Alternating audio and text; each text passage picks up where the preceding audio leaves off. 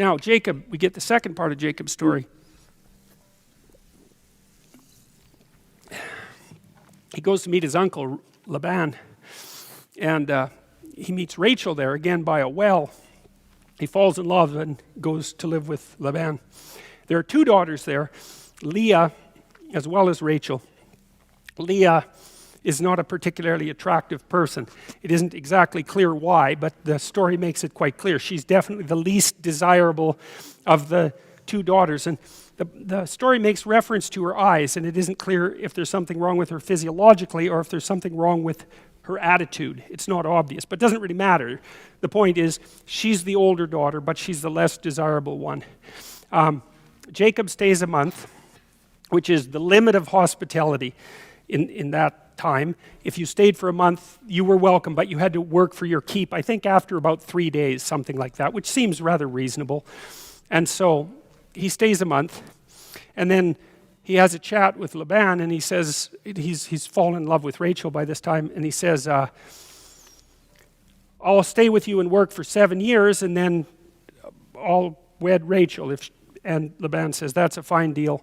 And then the 7 years passes, and there's a wedding ceremony. It's quite a long thing, and the bride is veiled, and the bride goes into the tent with Jacob. And if I remember the story correctly, I haven't looked at it for a month or so, Rachel is outside the tent speaking, but Leah is inside the tent. And so Jacob thinks he's getting married to Rachel, but he's actually getting married to Leah. And it's an inversion, because he's in the dark like Isaac was when he fooled Isaac. So now it's Jacob's turn to be in the dark. And he gets betrayed by his uncle and his bride-to-be, Rachel, and her sister, in a manner that's broadly parallel to the trick that he pulled on Esau. And so there's a karma notion there, which I like. You might think of karma as a superstitious idea, and there are ways of interpreting it that might make it the case, but I don't think that's what it is. It's that no bad deed goes unpunished. It's something like that. It's like, maybe you've done something bad to someone, and therefore there's part of you that feels quite guilty about that, hopefully, and that part is looking for punishment to set the stage right. And you might think, well, no, but things are, yes, unless you're a psychopath, that's how things work. If you're interested in that kind of thing, you should read Dostoevsky's Crime and Punishment, because it's the definitive study of that sort of phenomena, right? Because in that book, the main protagonist, Raskolnikov, gets away with murder. Like, he does it successfully, no one suspects him, and he drives himself so crazy with guilt that he basically falls into the hands of the police. He drives himself into the hands of the police because he can't tolerate what he did. It's amazing. It's an amazing book. But anyways, the point is here, Jacob falls prey to the same sort of crookedness that he used to ratchet himself up the ladder. And that happens far more often in life than people think. And it's really not like he can complain about it, right? Not if he has any sense. It's like he does. He brings Leah out to see Laban, and he says, what's with this sister? And Laban basically says to him, in our culture, it's the custom to marry the eldest daughter first, which is exactly right. And he said, well, it would bring, he's rationalizing, obviously, because he's just screwed over Jacob in a major way. But it's a little late to take it back. The marriage has been consummated and the ceremony has been complete, and all hell would break out if there was any attempt to sever the relationship. So that's how it is. So Leah's married and Jacob has the wrong wife. So this is Jacob there. You see on the left, he's got the little flowery hat, and he's pointing to Leah, and he's saying, like, what's up here? And and Laban, he's a tough old goat, and he's not really all that sad about it. In fact, you can imagine that he's kind of going, So okay, then he has to work another 7 years. And he gains Rachel. But, because God is a tricky character, there's another twist in this story. Rachel turns out not to be very good at having children, or Rachel and Jacob turn out not to be very good at having children. But Leah, she's really good at having kids. So she provides Jacob with Reuben, Simeon, Levi, or it's Levi, I believe, and Judah. And the names of those, the meanings of those names are there. Reuben means see a son. Simeon means hearing. I think that was the Lord heard my prayer. I think that's what that was. Levi means joined. Judah means praise to Yahweh. And it's Judah from whose tribe Christ arises. Judah is essentially promoted to the status of firstborn later in the story. This is important because Reuben, Simeon, and Levi all do something reprehensible. And so Judah gets promoted to firstborn, and that's partly why, in the logic of this narrative, that it's from the tribe of Judah that Christ arises. So now, while this is going on, Rachel is like suicidally desperate for children. She's jealous of her older sister, who's rather ill-favored, as we pointed out, but who seems to be damn good at producing sons. And she's really not happy with Jacob, and so she chews him out. And Jacob basically says, like, what do you want me to do about it? I'm not God, which is a reasonable response, I would say. And so in her desperation, she gives Jacob Bilhah, who's her maidservant. We've seen that sort of thing happen before. And Bilhah produces 2 children, Dan and Naphtali. The reason I'm detailing out all these sons, it's important because Jacob is the founder of Israel, and his sons are the founder of the 12 tribes. So it's a pivotal moment in the story, right? It's because he's the fundamental patriarch of those who wrestle with God, because as we'll see, that's what the name Israel means. He gets the name Israel. You'll see why in a while. But it's you need to know these genealogies in this situation because they play an important role in everything that happens afterwards. So Naphtali is the second, and her name, or his name, means, with great wrestlings I have wrestled with my sister, right? Contended with her and have prevailed. So that gives you some indication of the tension in the household. Now, Leah is now past bearing children. She gives Jacob her maidservant too, Zilpah, to keep up with her sister, I guess. And now Zilpah bears 2 children for Jacob, so he's piling up the kids left, right, and center here. One of them is named Gad, good fortune, and the other is named Asher, happy or blessed. So there's more rivalry going on between the sisters. This is quite an interesting little story. So Reuben, who's Leah's daughter, goes out and looks for mandrakes. Now, mandrakes have aphrodisiac properties, so that's a little odd to begin with, but it doesn't matter. That's what happens. And Rachel wants the mandrakes because she's still interested in having some children, and so she bargains with Leah to give her a night with Jacob in exchange for the mandrakes. And more sons emerge as a consequence of that. So, and Rachel finally gives birth, Joseph. And Joseph plays a key role in the last story in Genesis, which I hope we'll get to in the next lecture, and then we can close off Genesis. That's the plan anyways.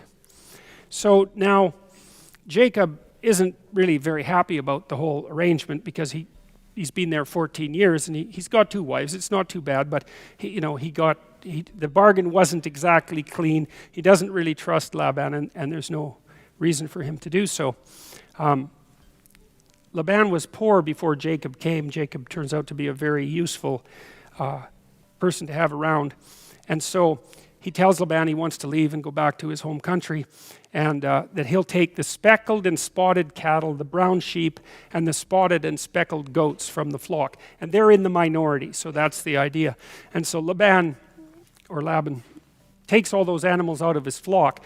So there was an idea that the speckled goats and the brown sheep would breed true. So if you have a male goat and a female goat and they're both speckled, they'll have speckled kids. That's the theory, and the same with brown sheep. And so what Laban does is he takes all the speckled animals out of the flocks, gives them to his son, and they go 3 days away with them, so that Jacob is left with the flock, but with none of these animals. Now the idea was that all the newborns were going to be his.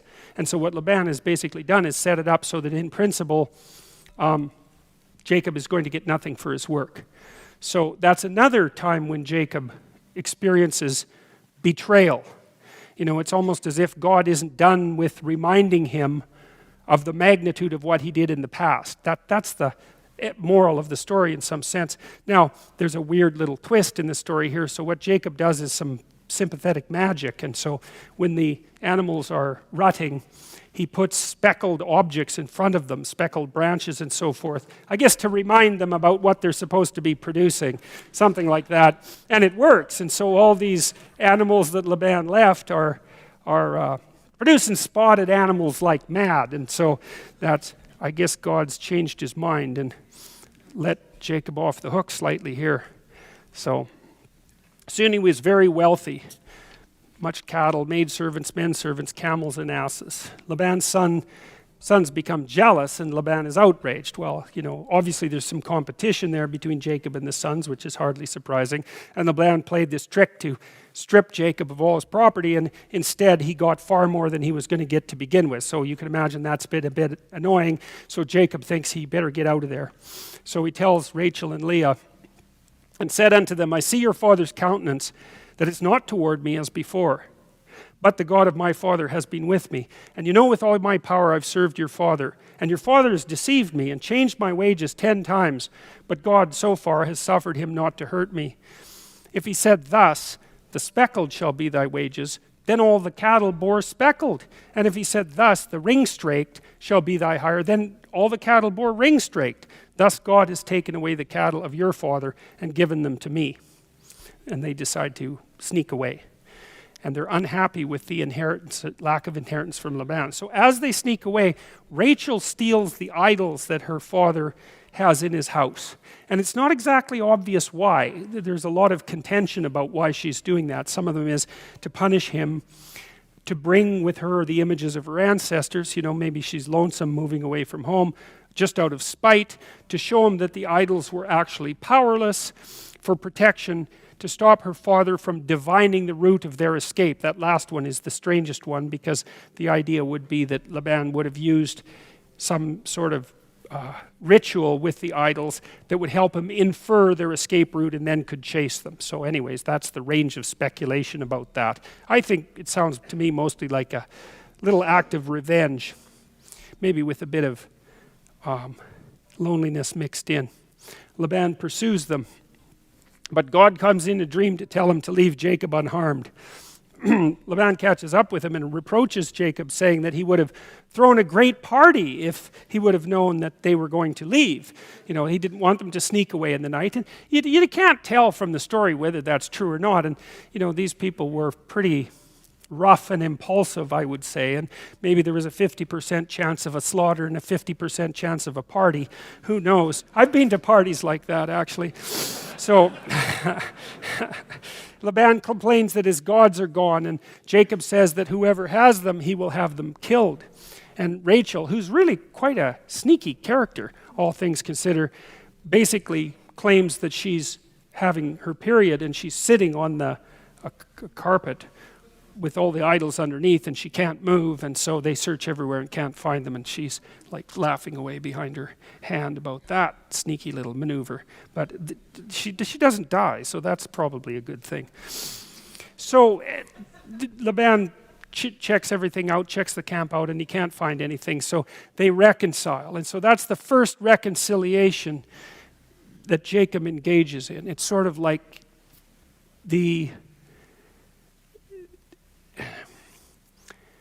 what would you say? The karmic debt has been paid. That's one way of thinking about it. So he got punished for his wrongdoing. He's learned his lesson, perhaps. And that's good enough as far as he's concerned. You know, he got away good enough, and they make peace. So then the next thing that happens as they're traveling is that Jacob was left alone, and there wrestled a man, angel, God. It's not clear. We'll go with angel, with him until the breaking of the day, or God. And when he saw that he prevailed not against him, he touched the hollow of his thigh, and the hollow of Jacob's thigh was out of joint as he wrestled with him. And he said, "Let me go, for the day breaks." And Jacob said, "I will not let you go unless you bless me." And the angel said unto him, "What is thy name?" And Jacob said, "Jacob."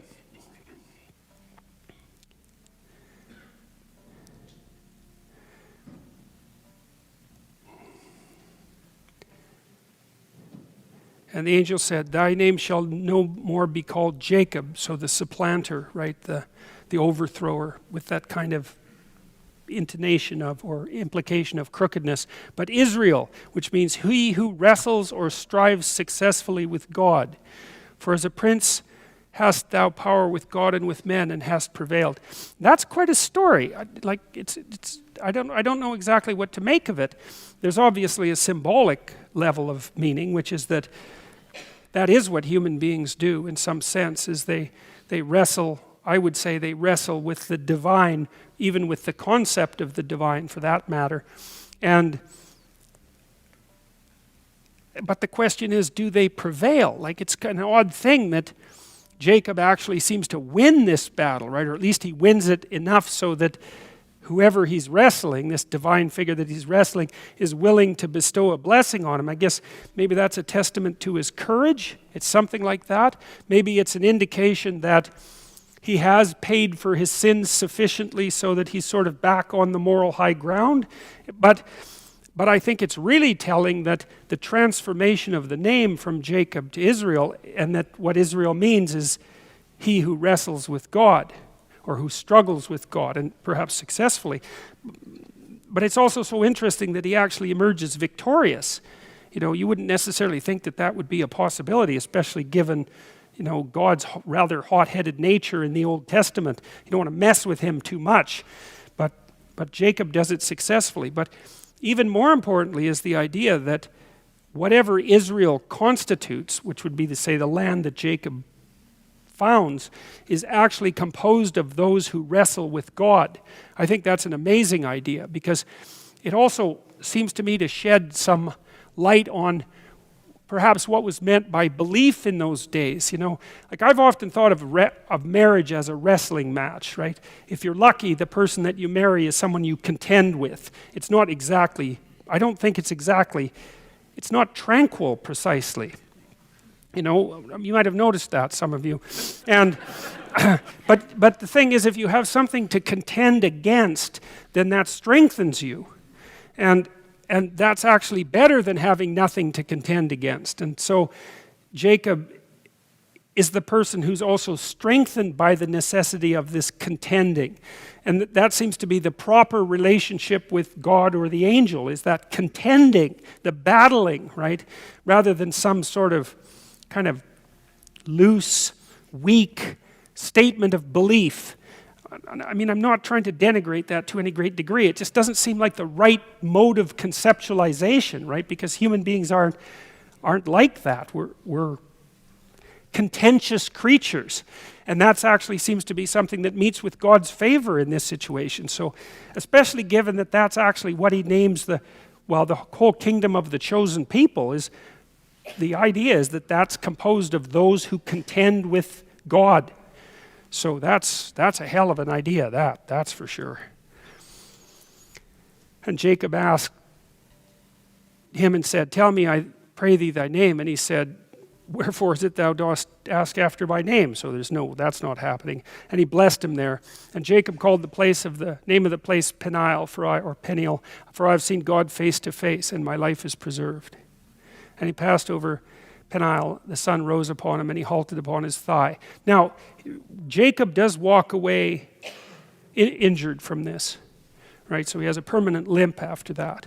And so that's also an indication of just how dangerous that contention actually is. Like, he gets blessed, he wins, but he doesn't get away scot-free.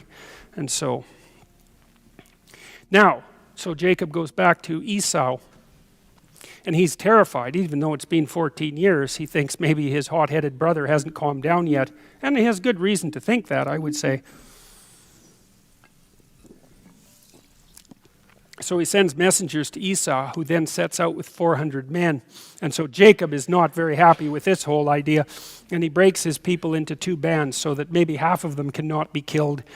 And then he takes from his large flocks a bunch of animals and a bunch of servants, and he sends them out to meet Esau, basically to say, look, I'm a jerk, and sorry about the whole birthright thing, and and here's some animals, and maybe that's the beginnings of an apology. It's something like that. And so, but he's not very convinced that that's actually going to work. But Esau, who actually turns out to perhaps have matured in the interim, perhaps that's one way of thinking about it, meets Jacob and says that just seeing him is enough. But Jacob insists that he takes the gift, and Esau accepts. And which is probably a wise thing, because even if Esau is 95% convinced that just seeing his brother is enough, there's probably 5% of him that's still really not all that happy. And so you have to be careful, when you say that you forgive someone, because there might be a part of you that really doesn't, that really needs something else before you can actually say, okay, look, fine. And you don't want to fool yourself about that, because that 5% that hasn't been completely convinced will find its voice at some point and then maybe undermine the whole reconciliation process. So you don't want to think that you're any better than you are or any nicer than you are. It's not helpful. And so Esau is smart, I think. So while Jacob's smart to say, no, like, thanks a lot, but take the damn goats. And Jacob and Esau is smart enough to accept that. And he might do that maybe to please Jacob, but also, I think, so that there really is the possibility of establishing peace. Because hypothetically, the gift that's being offered is of sufficient magnitude to erase the debt of the loss of the birthright. It's something like that, right? It's the payment of the real debt. And Esau said, what meanest thou by all this drove which I met? And Jacob said, these are to find grace in the sight of my Lord. And Esau says, I have enough, brother. Keep that thou hast unto thyself.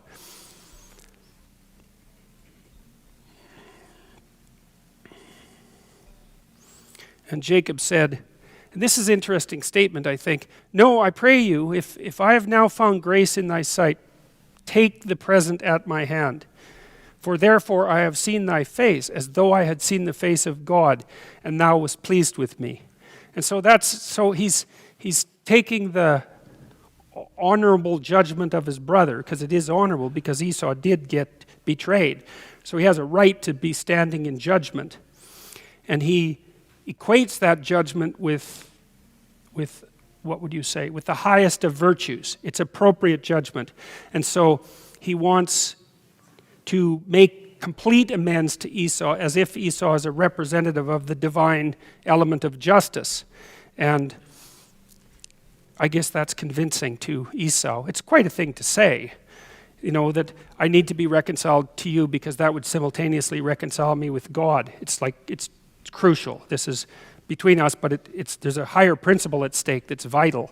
And I think that is the case with betrayal. That's very frequently the case, because if you betray someone, you really have you've deeply violated what can only be called a sacred trust. It's the right terminology for that. Take it, I pray, my blessing that is brought to thee, because God has dealt graciously with me, and because I have enough. And he urged him, and he took it. So, the story seems to be something like, well, Jacob was kind of an arrogant, crooked, deceitful character, maybe overimpressed with his own ability. He thought it was pretty amusing to pull a fast trick or two on his brother. Then he ran off, which is not all that brave, and then he got walloped a lot and perhaps learned something. And then when he came back, he was a different person. And so that's a reasonable story. And he has to repent completely about what he did before he can rectify the situation properly, and he's willing to do that.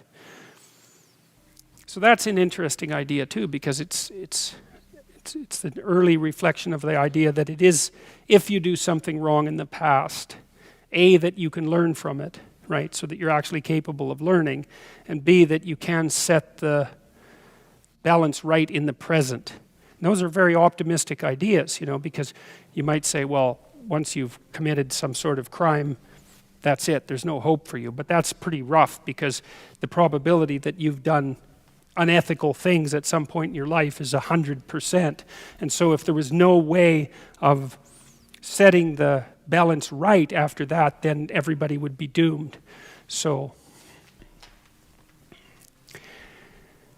then the story gets rough again. Jacob settles in Shalem. Dinah, his daughter, goes looking around for friends. Shechem, the son of Hamor, lays with her and then wants her for his wife. He actually has the order reversed there. That turns out to be a problem. Jacob hears of this. The fathers talk, and so they make an agreement. The agreement is that if all of Hamor's men, including Hamor and his son, are circumcised, so that's the proper offering, I guess that brings them into the familial fold and indicates that they're willing to make a sacrifice to do so, especially after, Shechem put the cart before the horse, let's say. The men of Hamor are circumcised. They agree to do so. That turns out to be a big mistake. So while they're laying around the next day suffering madly from the circumcision, Simeon and Levi come in, they sneak in and kill all of them and take their wealth and their women and children. That's rough. It's rough. Yeah, I guess you guys noticed that, eh? So they're honor societies, right? And there's still lots of honor societies in the world, and so they don't take kindly to what happened to their sister, although they don't kill her. So now it turns out that, it says, as it came to pass on the third day when they were sore, the two of the sons of Jacob, Simeon and Levi, Dinah's brethren, took each man his sword and came upon the city boldly and slew all the males. And they slew Hamor and Shechem his son with the edge of the sword and took Dinah out of Shechem's house and went out. The sons of Jacob came upon the slain and spoiled the city because they had defiled their sister. They took the sheep and the oxen and the asses and that which was in the city and that which was in the field, and all their wealth and all their little ones and their wives took they captive and spoiled everything else that was in the house. And Jacob actually turns out not to be very happy about that, because he'd met with Hamor and they'd hammered out a deal, and that's where they were living, and so he figured, well, that he was making the best of a bad lot, let's say, and his sons went behind his back, and Jacob says to Simeon and Levi, "You have troubled me to make me stink among the inhabitants of the land, among the Canaanites and the Perizzites, and I being few in number. They shall gather themselves now together against me and slay me, and I shall be destroyed, I and my house." And they said, "Should he deal with our sister as with a harlot?" And God said unto Jacob, and this is where we get back to the idea of the center. God says to Jacob, "Arise, go to Bethel and dwell there." Okay, so Bethel was where Jacob had originally put that pillar, right? So now it's back. So it's a real hero's journey, right? There's the place that he has a set place. He goes out and has these adventures and undergoes a moral transformation, reconciles, and then he comes back to the same place, right, as a transformed person. So that's a full hero cycle. "Arise, go to Bethel and dwell there, and make thou there an altar unto God, that appeared to thee when thou fleddest from the face of Esau thy brother." And Jacob said to his household and to all that were with him, "Put away the strange gods that are among you, and be clean, and change your garments, and let us arise and go up to Bethel. And I will make there an altar unto God, who answered me in the day of my distress, and was with me in the way which I went." And they gave unto Jacob all the strange gods which were in their hand, and all their earrings which were in their ears. And Jacob hid them under the oak which was by Shechem. And they journeyed. And the terror of God was upon the cities that were round about them, and they did not pursue after the sons of Jacob. So Jacob came to Luz, which is in the land of Canaan. That is Bethel, so that's the place where he put up the pillar to begin with. He and all the people that were there with him. And he built there an altar and called the place El Bethel, because there God appeared to him when he fled from the face of his brother. And God appeared to Jacob again when he came out of Paddan Aram and blessed him. And God said unto him, Thy name is Jacob. Thy name shall not be called any more Jacob, which you remember means usurper, but Israel shall be thy name, he who wrestles with God. And he called his name Israel. And God said to him, I am God Almighty, be fruitful and multiply. A nation and a company of nations shall be of thee, and kings shall come out of thy loins. And the land which I gave Abraham and Isaac, to thee I will give it, and to thy seed after thee will I give the land. And God went up from him in the place where he talked with him. And Jacob set up a pillar in the place where he talked with him, a pillar of stone, and he poured a drink offering thereon, and he poured oil thereon. And Jacob called the name of the place where God spake with him, Bethel.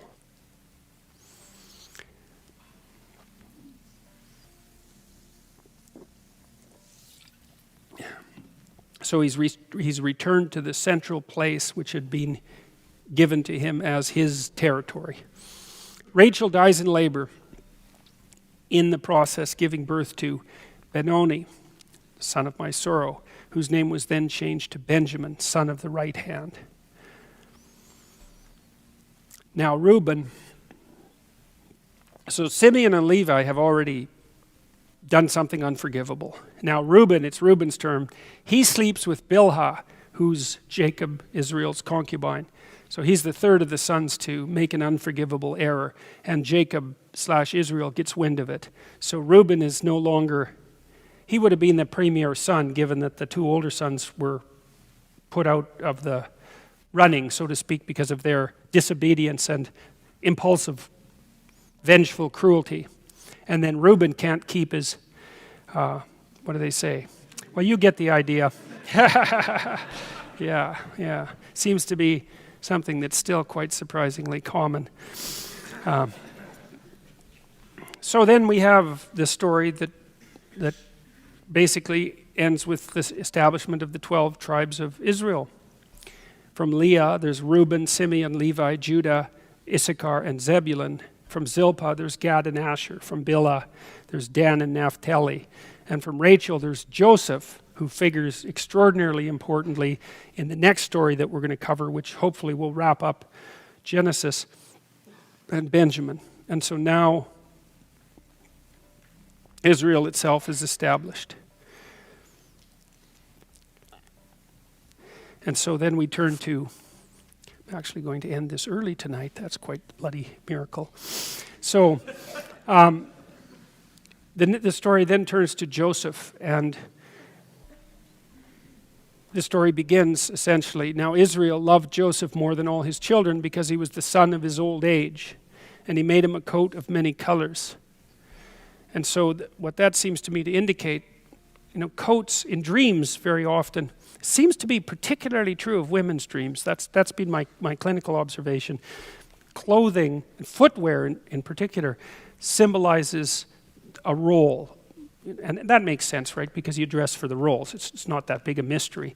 But, so then you might say, well, what does a coat of many colors indicate?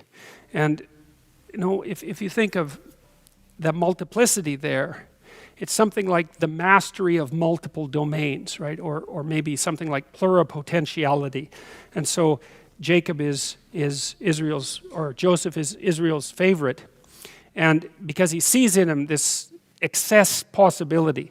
And he basically tells his other sons that Jacob is going to be the head son, which they are not happy with, right? Because he's just this young punk fundamentally. And he's clearly his father's favorite, and he gets this coat that's sort of indicative of this higher status. And so Israel inadvertently sets up a tremendous amount of sibling rivalry in the household again, and that's the understructure of the last story in Genesis. And so in in the last of this lecture series for 2017, we'll cover the story of Joseph and his coat of many colors and what happens as a consequence of the favoritism shown to him by his father, and we'll track what happens as a consequence of that. And so I'm going to stop there because I'm finished. So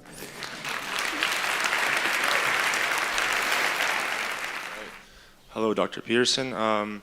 This is an idea I've been wrestling with for quite some time now. This idea of a lot of the greatest sources of wisdom that we've received throughout human history, either through text, experiences, or scriptures, seems to always come from people going to isolation and then coming back. So I've had a hard time trying to figure out from a scientific point of view or evolutionary point of view, what would compel an organism that is centered around its behavior is centered around surviving especially for humans in social groups as well as reproducing, to want to go into isolation, and then not only that, but obtain some level of information that actually helps the group in coming back? That's a really good question. Okay, so there's this neuropsychologist named L. Conan Goldberg. And Goldberg was a student of Alexander Luria. And Alexander Luria was a Russian neuropsychologist, perhaps the foremost neuropsychologist of the mid to late 20th century. And he had students, Sokolov and Vinogradova, who discovered the orienting reflex, for example. The orienting reflex is the reflex that orients you when something anomalous interferes with your goal-directed behavior. It was a major discovery, like one of the 4 or 5 most important discoveries that have ever been made in psychology, I would say, certainly in neuroscience. So Luria was a big deal. And he was the first person who really established the functional role of the prefrontal cortex as well. So, and he had a very nice overall view of how the brain functioned. His book was written in 1980, and there's still lots in it that's really useful, which is pretty strange for a science that's advanced that quickly. Anyways, so Goldberg came from a great pedigree. I believe Luria's teacher was Pavlov, if I remember correctly. So, anyways,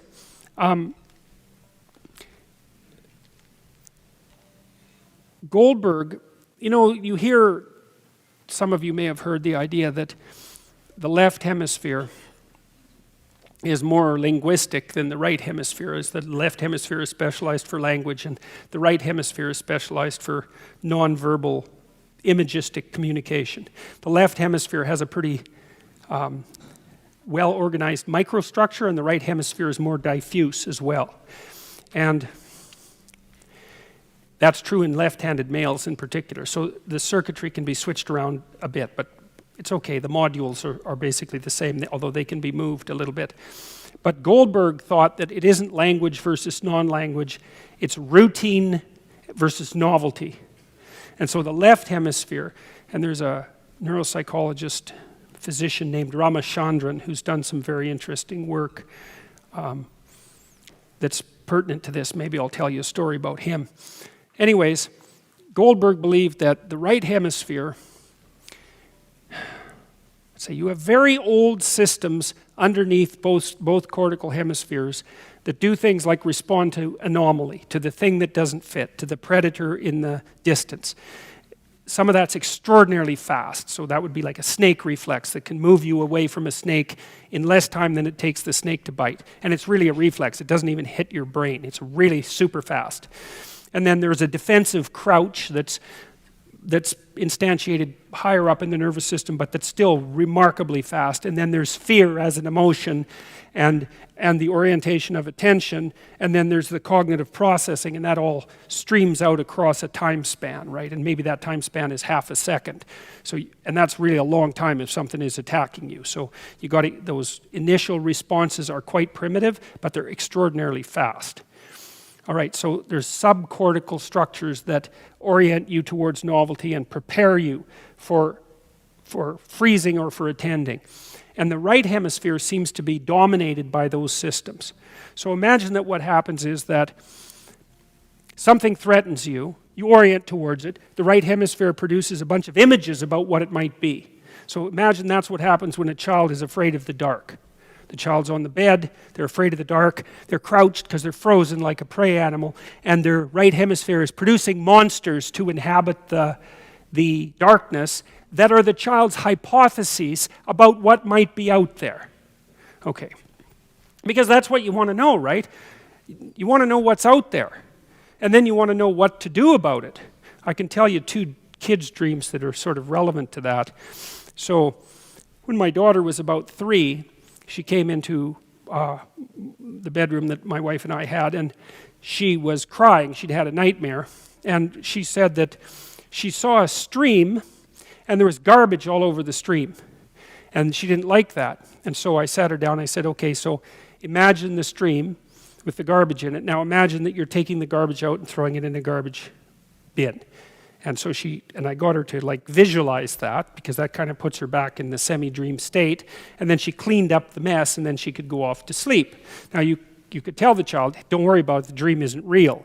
But that's true, because it's not real like other daytime things are, but it's not like it's not real.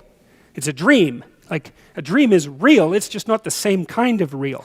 And so what I did with her was to indicate to her practically that if she saw something anomalous, something that was out of place, right, something that was a mess, that it was within her capacity to set it right.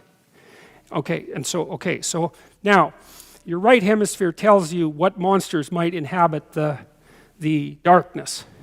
Now what you have to do is figure out, there's 2 things you have to figure out. One is what to do about a given monster. And the other is to figure out what to do about the class of all possible monsters. Right. That's a whole different thing. That's something that only human beings are capable of, that level of abstraction. Right. And so what you might do about a particular monster is hide or go out and get rid of it. If it was just an actual animal, right? But that doesn't help, because there's all the other potential predators that are still there. And so maybe you can go hunt all them down, but that doesn't help either, because you can't hunt them all down. It's not very likely anyways. So instead, what you have to do is figure out how to configure yourself so that you're in the best possible position to fight off the monsters when they come. That's your best bet. All right, so now people are trying to figure this out forever. They're trying to figure out what's the answer to the problem of the class of all possible monsters. Part of that's sacrifice. So there are routines, for example, in Hinduism, with the goddess Kali. You make offerings to Kali, who's this devouring goddess, and then she turns into her benevolent counterpart. And so sacrifice is actually one way that you can tame the monsters. If you think about the monster as the set of all negative future potentialities, you make the proper sacrifices, those monsters stay at bay. But then there's heroism as an alternative too, which means the active confrontation of the class of all possible monsters and the building of yourself up into the sort of courageous person that can do that. It took a tremendous amount of meditation to transform those images, say, of the monsters or to solve the problem of the class of those monsters. So now I'll tell you another child's dream. So some of you have probably heard this before, but it's such a great dream that it's worth telling. So I was at my sister-in-law's house once, and her son was running around. He's about 4, very precocious, very verbal, very intelligent, running around with a night hat on and a sword. So he's engaged in this pretty intense play world. And when he goes to sleep, he puts the night hat on his pillow and the sword by his pillow. And at the same time, he's having night terrors. So he's waking up, and it had been for a number of weeks, waking up screaming, but he doesn't know why. There's some things that aren't going so well in the household, and the parents get divorced shortly afterwards. Okay, so that's what's going on underneath, right? And he's also going to go to kindergarten, and so he's about to go into the world. And so he's coping with this, you know. So I'm watching him zoom around as this knight and thinking that's pretty cool. And that night he woke up and was screaming. And so we were all at breakfast the next morning. And I said, "Did you dream anything?" And he got really intense. And he said, "Yes, I had a dream."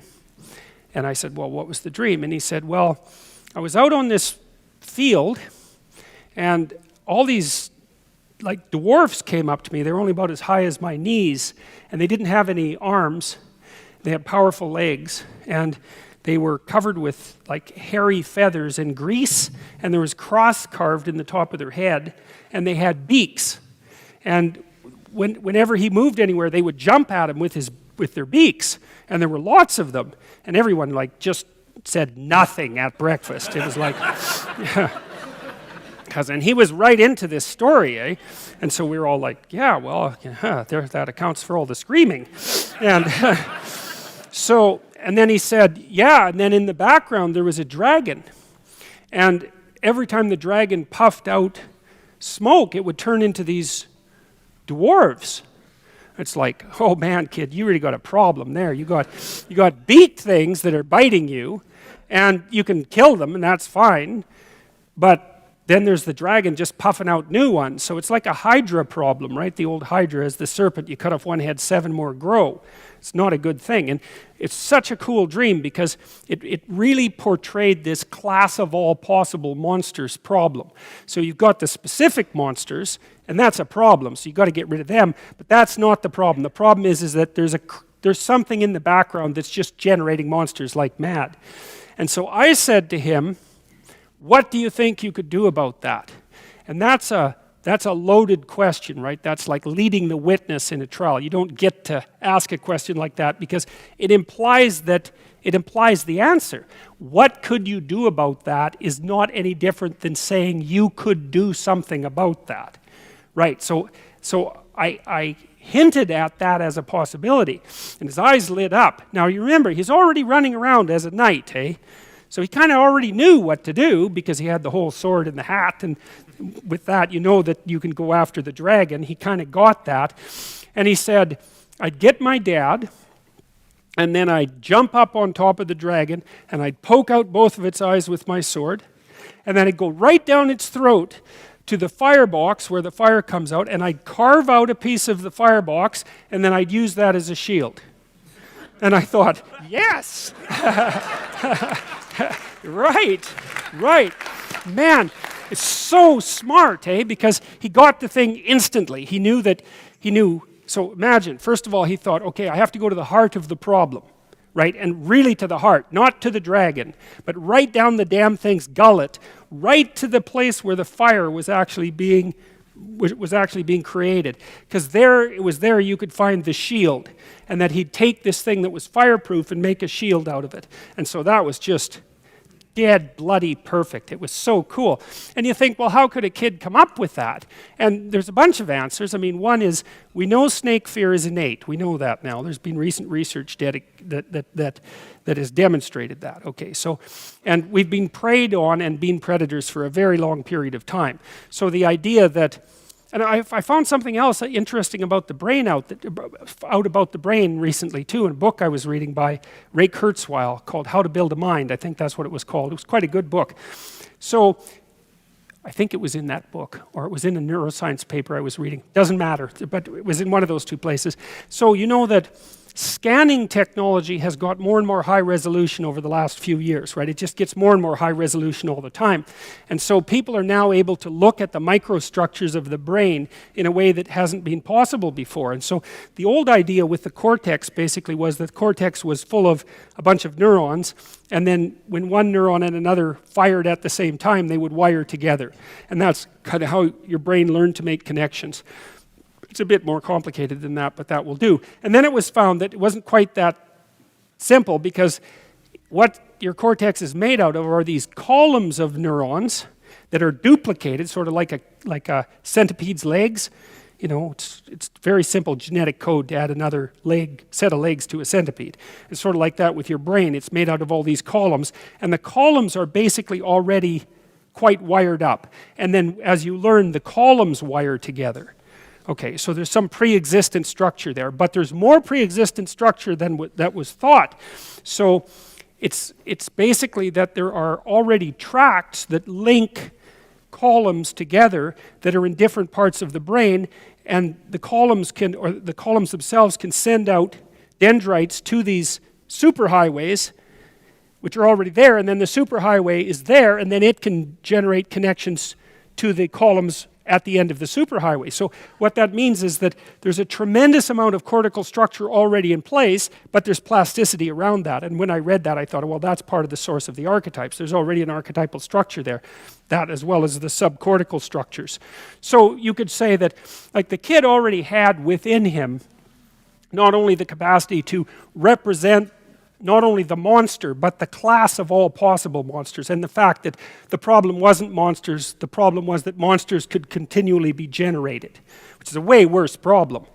And then the answer to that isn't to kill an individual monster. The answer to that is go to the source of the monstrous itself and defeat it.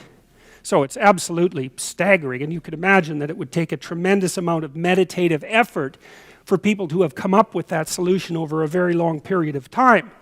So now, the point of the representation is to formulate a picture of what it is that's the threat, so that you can then formulate a general all-purpose solution. And so there's this image of Kali, which I really like, because Kali is sort of the goddess of the darkness, let's say, and destruction. And so Kali is, she has a headdress of fire. Her hair is on fire, and she has a headdress of skulls, and she has hands cut off all around her neck, and she has a belt that's often snakes, but she's sometimes eating the intestines of this guy that she's just given birth to and that she's sitting on. And she has 8 legs like a spider, and she's in a web of fire. And so she's a monster in some sense that represents everything that might terrify and devour you. And the question is, so you come up with that representation as an image to represent the class of all terrifying things, and then you have to generate a solution in the face of that class, and sacrifice is one of the solutions. But that heroic encounter is another one of the solutions, and that's the one that he catalyzed. Now, he'd read lots of books, he'd watched lots of Disney movies, you know, and he'd seen the heroic pattern portrayed many, many places, and his little brain was working like mad to extract out the essence of that and to embody it. And when I asked him that question, it just went snap, and all those things lined up, and his night terrors went away. That was it. And I followed up with his mom, because it was really quite remarkable, the whole set of occurrences. You know, and he didn't have night terrors that night, even though he'd been having them nightly, and that was the end of them. Because he'd solved his problem. Like, he needed to be the courageous knight that went after the dragon. And so that is what people need to be. So I think when we go into solitude, we shut off the external stimulation, and we let the dreaming part of our mind emerge. And that's this nonverbal pattern detector that thinks in images. And it's the thing that mediates between what we don't understand and what we do understand. Like, if you understand it completely, you can say it and you can act it out. If you don't understand it, you represent it in images. And it's the emotion, fear, withdrawal, paralysis, and then that manifests itself in an image of what that might be. And that image is the basis for the story, and it's the basis for further development of the idea. And to go into isolation is to let those images emerge and to dream a little bit. And then that moves you ahead into the future.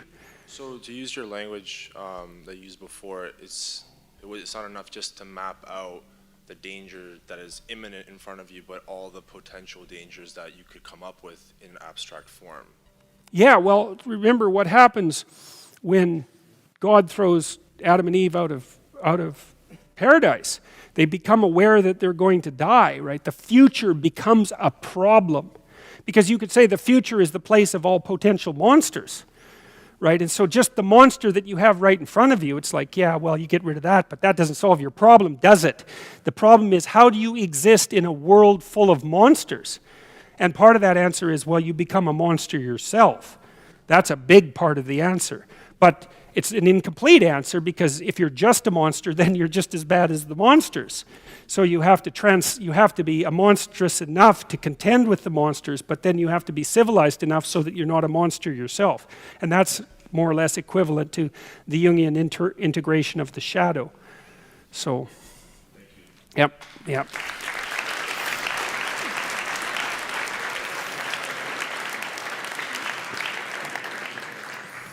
Hi, Dr. Peterson. I've been wanting to ask you this for a while now, since I started watching your lectures. After I started reading Nietzsche's Beyond Good and Evil, I came upon a paragraph in his chapter on scholars that really bothered me, and it actually bothers me to this day. He talked about this kind of person like they were just a mirror. Like they stretched, he said, every part of their skin basically to allow every new piece of information that they took on, and that all they ever were was just an instrument. They were just a mirror reflecting what they had learned, never actually having generated anything on their own. And it's bothered me, because I feel like in a way it sort of like it's impacted my identity a lot, because I don't know, how are you supposed to create something, so. Okay, well that's a really good question. I mean, Nietzsche is often classed with the existentialists, right? And so one of the tenets of existentialism, there's two real tenets of existentialism. There's more, but obviously we're oversimplifying. But one is that life is a problem. It isn't because there's something wrong with you. It's that life is a problem. And so that's often contrasted with the Freudian view, which is that if you have a problem, it's because something went wrong during your development. The existentialist said, no, it's like life is a problem, make no mistake about it. And that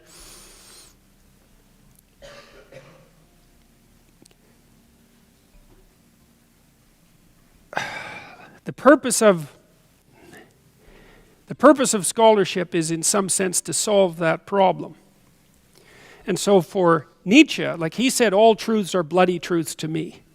And what he meant by that was that if an idea didn't incarnate itself in you and transform your perceptions and your actions, then you were merely possessed by the idea. You were merely a spokesperson for the idea. Or you could say that the idea possessed you. You're a puppet for the idea.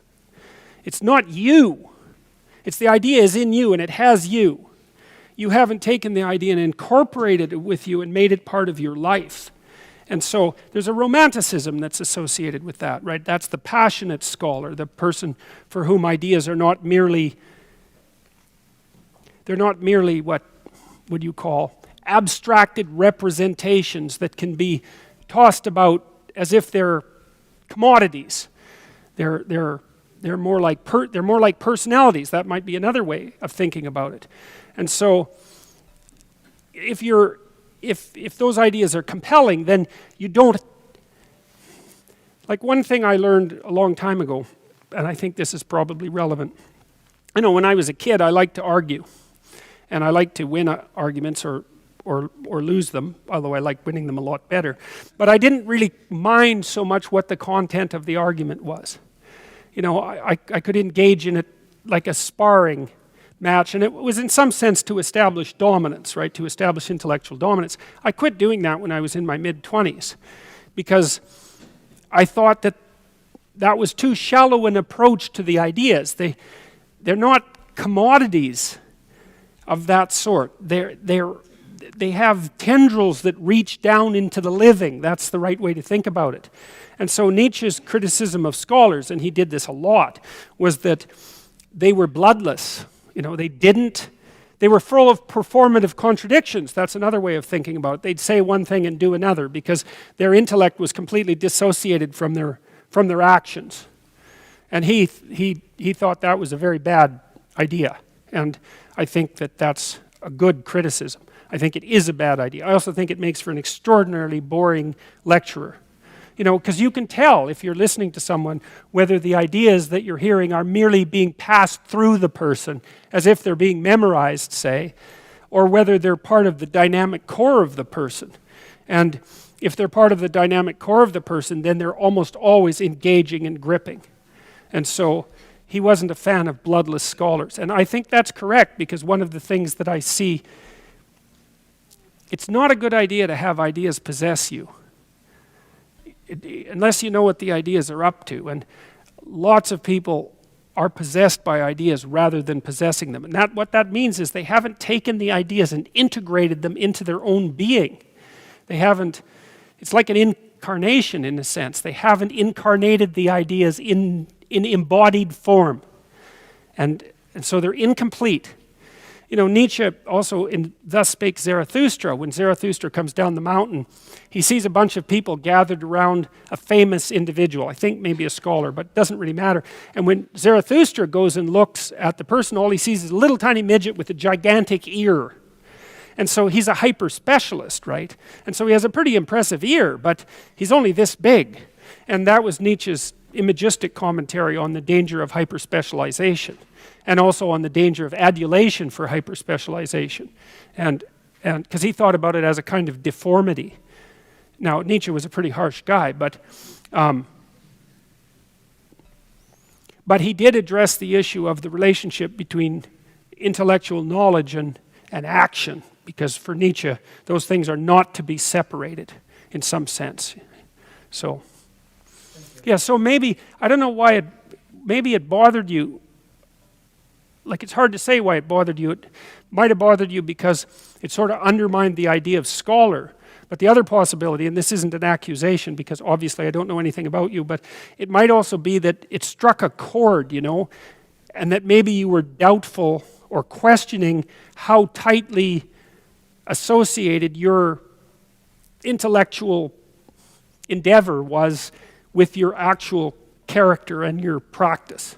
So that's another possibility. I mean, that's a really good thing to think about because generally speaking, that integration is very much lacking.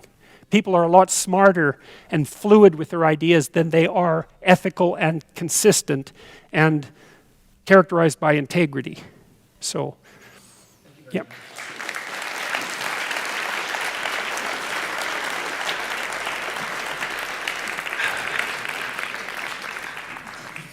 Hey, so last week you talked about how you hated people asking you if you believe in God, or do you believe in miracles, or you dislike those questions at least.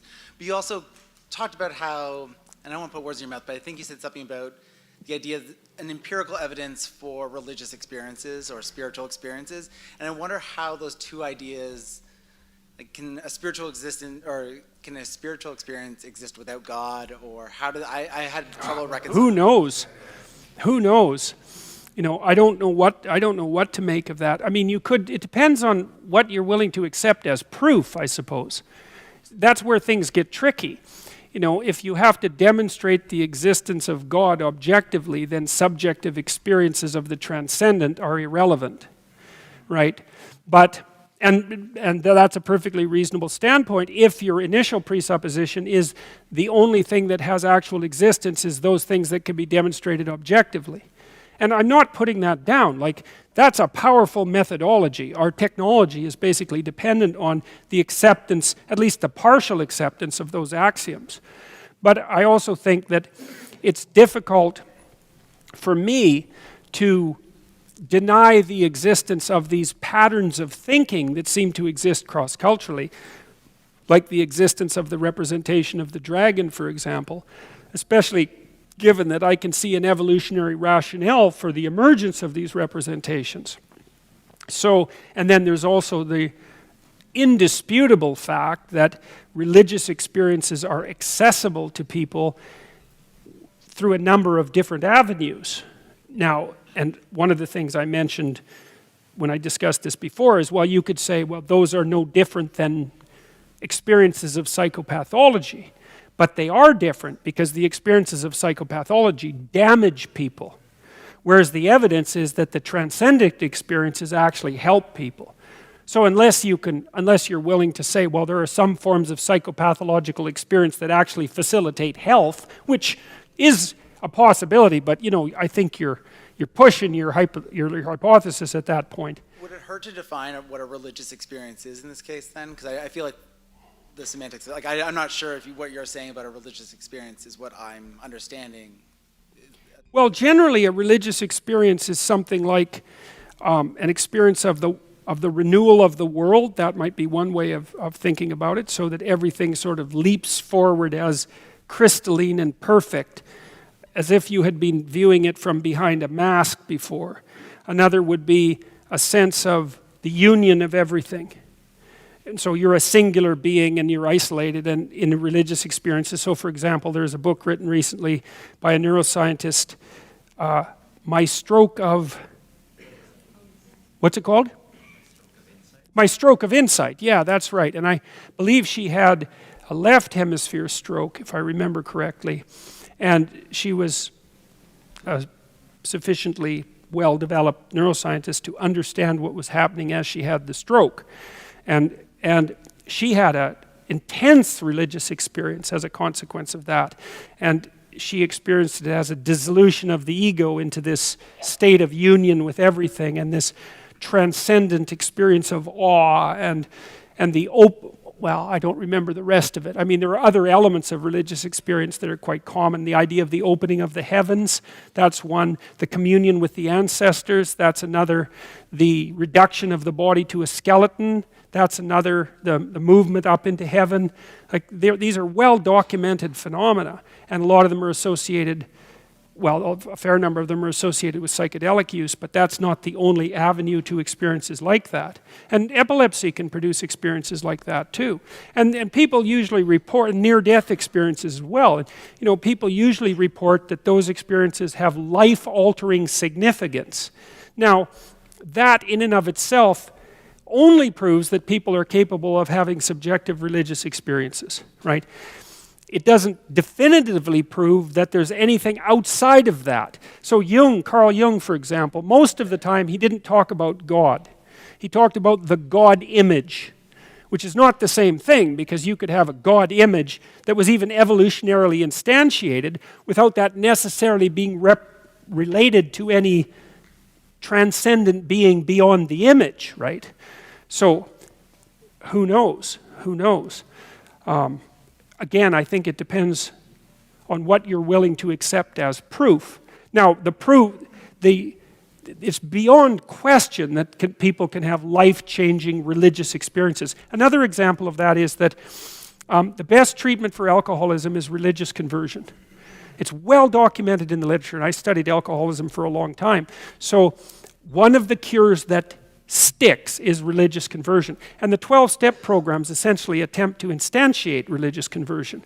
And it's hard to document their success because they succeed for the people who stick with it. But that's not a very good measure, right? It's sort of self-evident that they work for the people who stick with it. I'm not cynical about Alcoholics Anonymous or anything, but we don't have good data on outcome. But there is good data showing that religious transformation is a good cure for alcoholism. So, and that's an interesting phenomena too.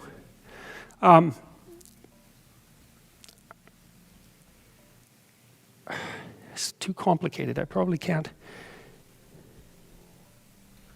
Okay, I'll try this for a second. So here's how I think a religious conversion might work.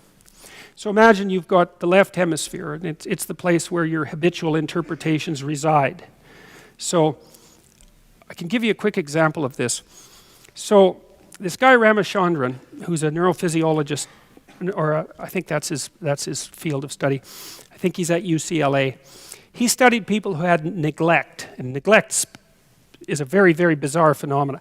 So if you have a stroke that damages your right parietal lobe, you'll lose the left part of your being, not just your body. It's really weird. It's like, so for example, if you have a right parietal stroke and you look at a clock, only half the clock exists for you. It's not like you only see half the clock. It's weirder than that. It's that there's only the right side of the clock. There's only the right side of you. There's only the right side of my body.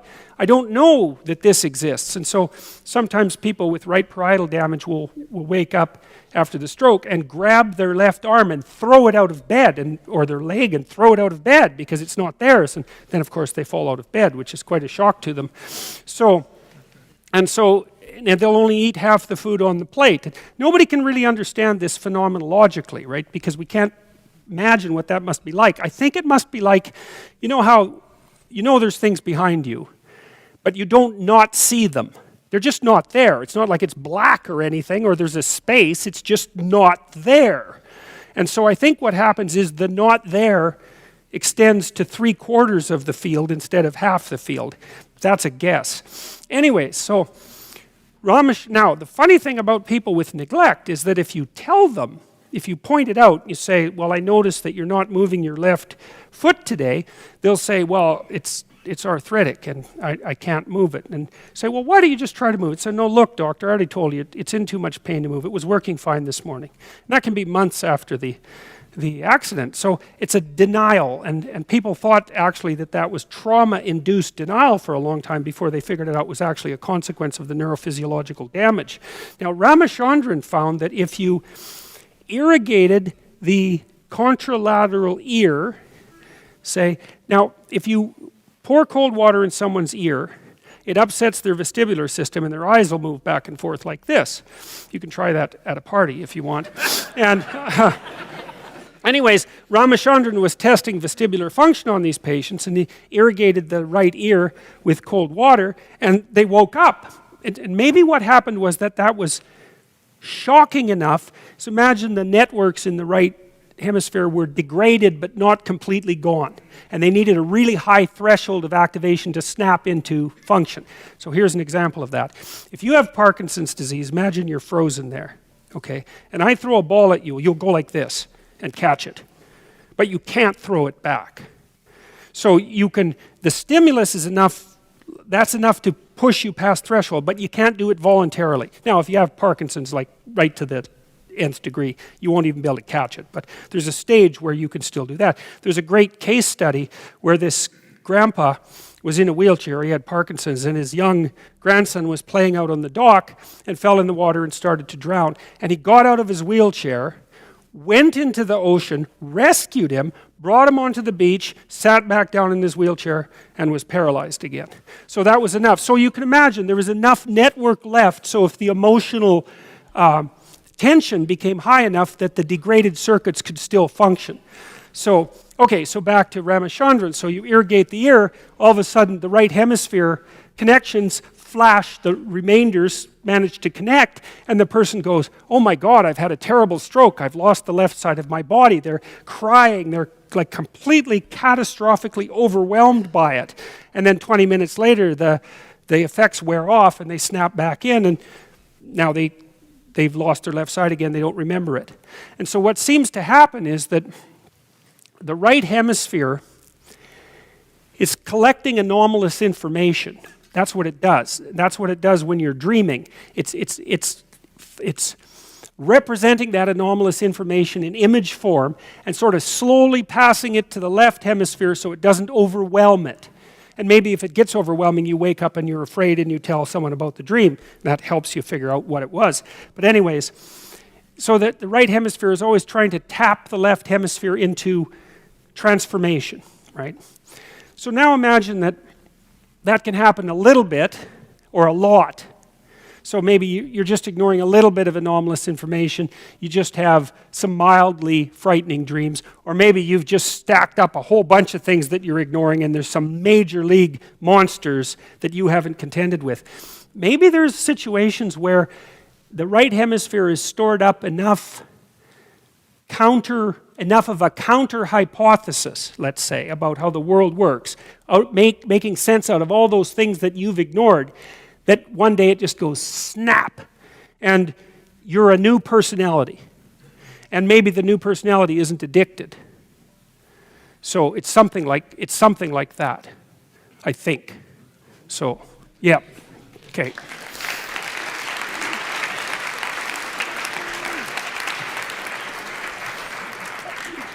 Joke. Good morning, Citizen Peterson. I've prepared a real doozy for you here today. Oh, good. It's a good thing you've got extra time to handle this one. I'd even say it's rehearsed a little bit, so it's going to be ultra ineffective, you know? Okay. Now, I understand that a lecture on the psychological significance of anything, really, is going to indubitably wander off into an anthropocentric worldview. But as a practitioner of the hard sciences. I wanted to dig a little bit deeper, so I sought out, I guess, a religious interpretation of both creative freedom and I guess the very nature of time itself. And I found it, obviously, that's why I'm here. And if you think you have an anthropocentric worldview, it's nothing compared to Joseph Cardinal Ratzinger's, Now, I like to think that, this microphone here, the one that you keep muting out on me, this microphone is an object which exists outside of our individual perceptions. That's just the way I like to look at it. But then I think about the concept, beauty is in the eye of the beholder. And certainly, when you're talking about art, the appreciation of art, there has to be some sort of subjective element integrated into that. But there also must be a limit as well.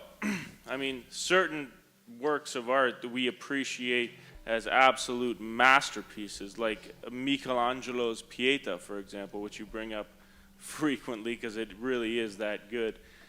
But there's other things which are just, by comparison, they're like vandalism,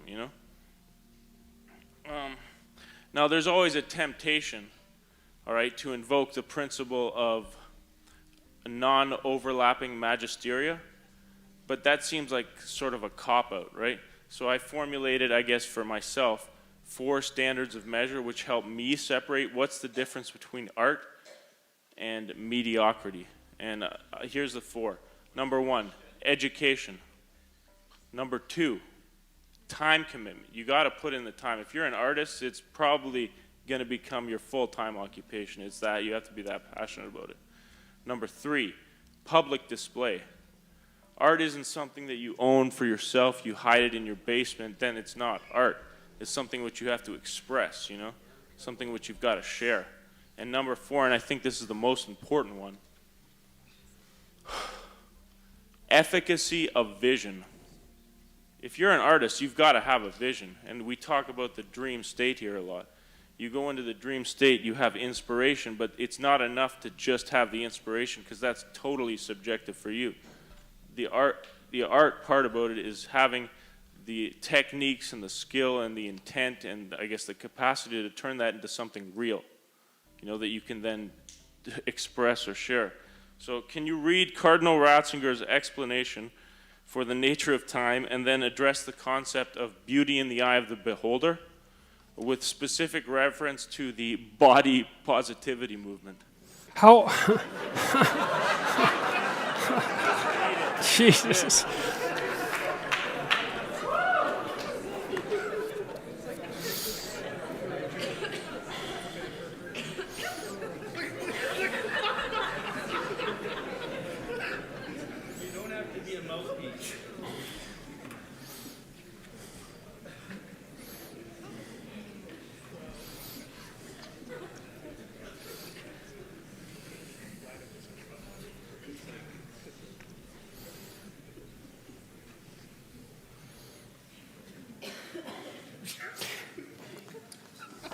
No, I don't think I can.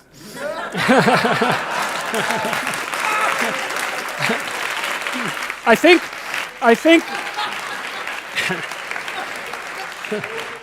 that's. I think that you tangled together so many things, and this is also a tangle of things. Not that that's a criticism, that I can't pull them all together with sufficient rapidity not to bore the audience to death. So I'm gonna wait. Okay.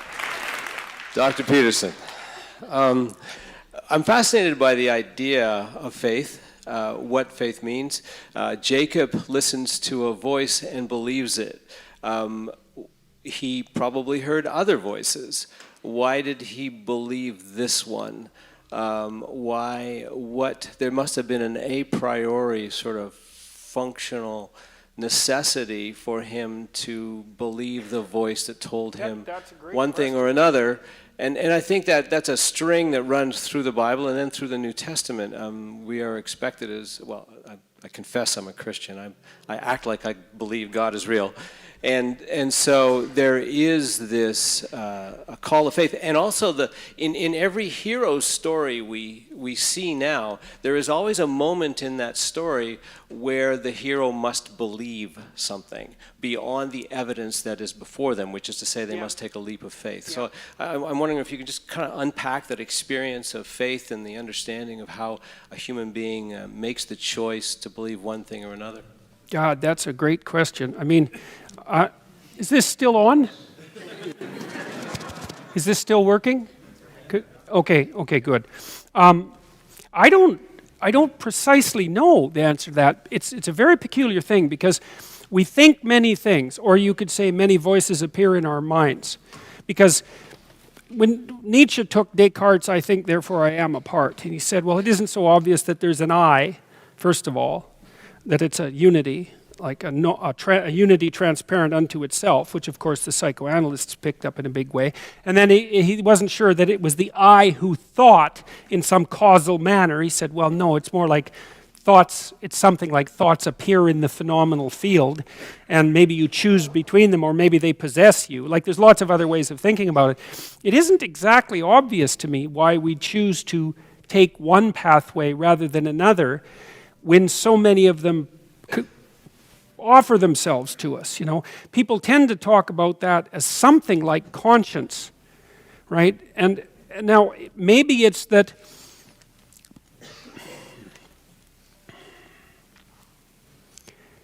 it's got to have something to do, I think.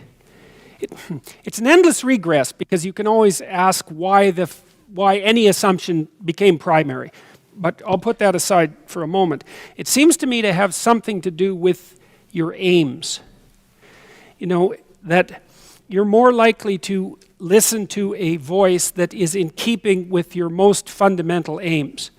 And then the question is, where do your most fundamental aims come from? And from what I've been able to determine, and I'll speak psychologically again, is that to begin with, you're a concatenation of rather primitive subpersonalities. Hungry ones, tired ones, upset ones, laughing ones. You can see that in babies. You know, they cycle through those states very rapidly.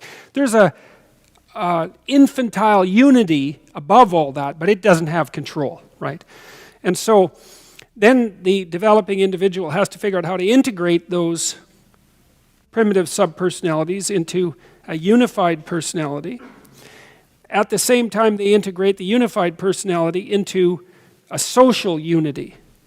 So it's partly individual integration, but it's fed by social forces. I mean, even when you watch an infant breastfeed, it's established a relationship with its mother, and there's a reciprocity that's already at play there. So then that underlying multiplicity starts to form itself into a unity. And then the question, and I would say that's something like the emergence of the individual out of the Titans. That's a reasonable way of thinking about it. Like a sovereign out of the Titans. It's something like that. But then there's another division which seems to me to parallel the Cain and Abel division. It's that integration can be oriented towards something that's positive, but it can also be oriented towards something that's negative. And that's the split of the world into good and evil, I think. And then it looks like you're navigating between those. And I can only account for that with something like choice. Like, I think the free choice, even though I don't understand it, I'm unwilling to deny the existence of free choice merely because I don't understand it. Because it looks to me like that's how people act, that's how they expect to be treated, and that societies that structure themselves in accordance with the idea that people have free choice actually work. Now, that doesn't prove that there's free choice, but people have been arguing about that forever. But it looks to me, so those are two possible means of integration, and then I think what you're doing is feeding one or the other constantly. And I think you probably choose which one to feed. I think. That's how it feels that way to me as well. Like when I look at my own, maybe you're really aggravated with something. Maybe you're aggravated with your wife, you know, or your child or something like that, you know, and you're feeling kind of nasty, and maybe you even know that you're in the wrong, and an idea comes into your head. You think, I could say that, and you know you could say it, and you know what it would do, but then you pause and you think, would that make it better or worse? And then maybe you go to hell with it, which is quite the thing to say. I've got a little story about that in a minute. And then you say it, but you knew that you took the low road, right? And you know it. And then you're guilty about that and defensive, and that makes the fight way worse, because then there's no damn way you're going to admit that you actually did that. And so things do go to hell. And so here's an ugly little idea. So that's relevant to the question. So imagine you're playing around with cocaine.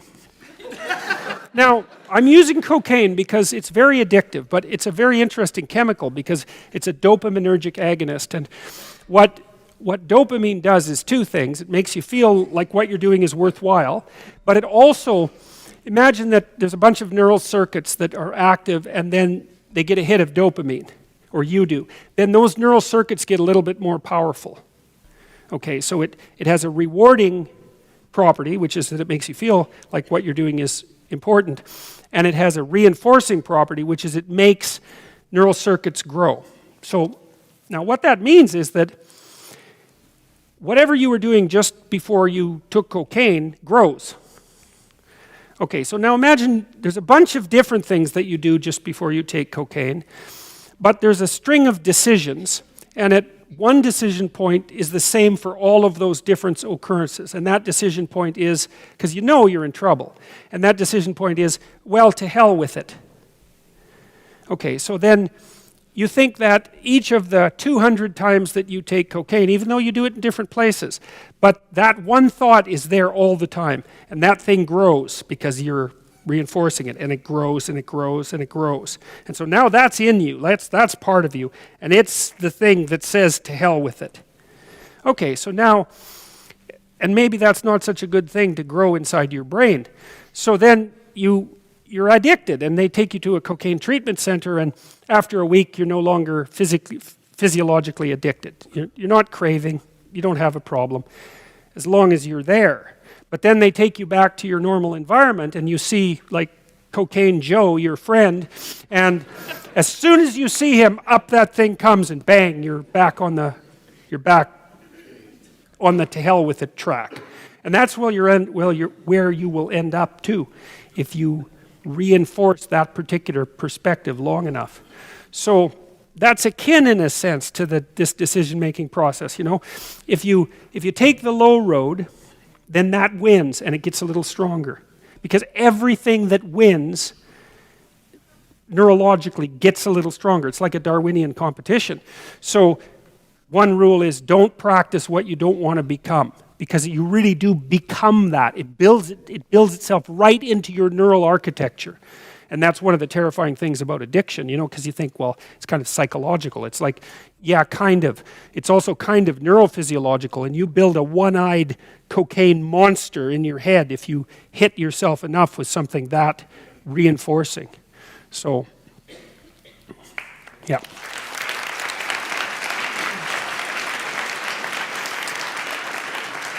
Last question, I guess. Hallelujah. Just a really simple question then I'm not about... sure how to take that. Long-suffering. Yeah. So, one of the things that I was noticing from the stories of Jacob and a lot of these biblical narratives is you do have this all-powerful God who's able to kind of essentially be the hidden protagonist in the narrative. But then the funny thing is that he's kind of revealing some of his qualities throughout the course of the story. So you were talking about the weird paradox of the fact that God somehow allows Jacob, Israel, to win the fight. Yeah, and he does that with Abraham too, right? Yeah. So my question is relating to Pansep's thing about the rats that you told like 3 or 4 times on a number of occasions. I saw one of your more recent videos, you talked about it, where the bigger rat lets the smaller rat win because then the smaller rat won't engage in the game. So the question is twofold for me. One is God allowing humanity to win periodically so that's to allow us to actually engage in the dialogue through these stories. And two, is it a much more primitive version of the virtue of humility, which you wouldn't normally characterize of an omnipotent deity? Well, those are excellent questions. I really like the second one in particular, that God's decision to allow human victory from time to time is actually a manifestation of something approximating humility, or at least mercy. But humility is an interesting take on it. Well, it's also connected to Paul's image of how Christ hands himself over and allows himself to be defeated by men and therefore conquers sin, which is man's enemy. It's the same paradox where God enters into that dynamic with people And loses. and willingly loses. Yeah, well, okay, so the first thing I would say is that's a really interesting analogy. I can't, it's a complicated enough question so that I can't go beyond, I don't think I can go beyond the question actually, because it's so complicated that I don't think I can formulate it any better than you already did. Like, it's an interesting string of ideas. I'd have to play with it a while to see. It does shed an interesting light on why God is amenable to negotiation in the Old Testament, which is really a strange, as you pointed out, it's really a strange thing. It's like, this is omnipotent God who obviously can do whatever he wants, and yet he can be bargained with. And that also opens up the question of why. Like, your hypothesis is, well, if you don't let the little rat win now and then they get dejected and quit playing. And that's a pretty good observation. If people don't get to win now and then, that's kind of what happens to Cain. God says, well, you're not playing a straight game, that's why you're not winning. But I don't know. There's an intimation in the Old Testament, and I think it's more developed in the New Testament, maybe not, that the straighter the game you play, the more likely you are to win. And so maybe part of the reason that God lets Abraham bargain and even Jacob is because they've started to play very straight games. And so maybe you do win in your wrestling with God if you play a straight game. I think the reason that's true is because that's actually why we would define it as a straight game. Now, then we could speak psychologically again. I think that what we've come to recognize as a straight game is the game that in the broadest number of situations across the widest range of time spans is most likely to produce a positive outcome. And that's actually the grounds for our sense of ethics, that it's really practical. Not to belabor it too much, because there was an interesting insight from Chesterton's The Man Who Was Thursday, where God sets himself up as the benevolent antagonist so as to accelerate the game. Yeah, well, I think that's a really interesting idea. There is hints, I would say, throughout the biblical stories that the reason that God tolerates Satan, let's say, is because without an adversary, you're soft. And that's tied in with the notion that life is something like a moral struggle. That's the fundamental essence of being, a moral struggle.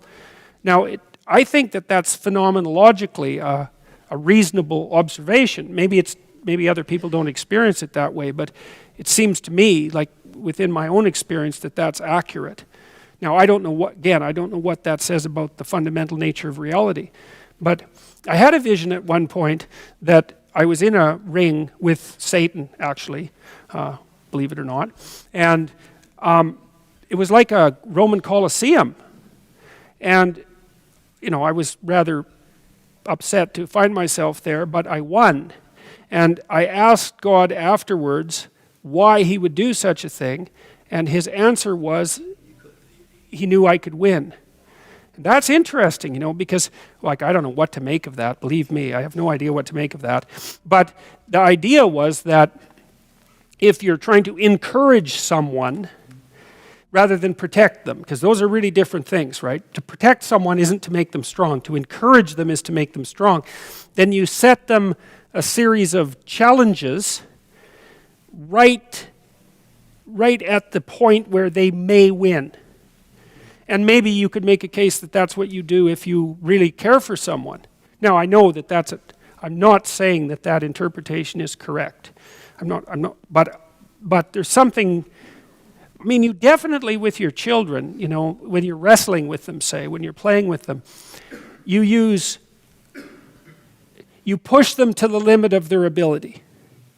Because otherwise they don't transcend their current abilities. So, thank you. Yep.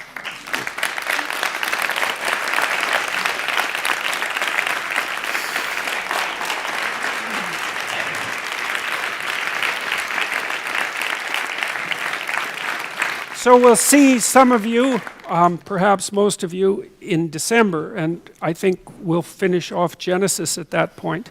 And then in the new year, probably not till the spring, I'll start with Exodus, which I'm really looking forward to because I really like the Exodus story. It's an amazing story and unbelievably deep. Not well, the ones we've covered so far have been, you know, pretty good as well. But so thank you all for coming, and we'll perhaps see you in about a month.